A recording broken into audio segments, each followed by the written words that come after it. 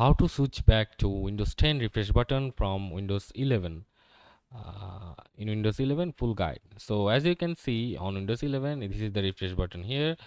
So we will do some tricks to make it like this one on the Windows 11.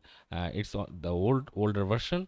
As you can see, you can click on show more options and you can just get back to Windows 10. And there is the other way, like you can open registry editor by searching for regedit on the Windows search bar and navigate to H key current user software classes CLS ID, create a new key under CLS ID named this one, and create another key under new ID named in proc server 32 and double click on the default value and in proc server 32 and leave it blank. And after that you have to restart your computer, and that's it. That's how you can get back to your Windows 10 refresh button uh, in Windows 11.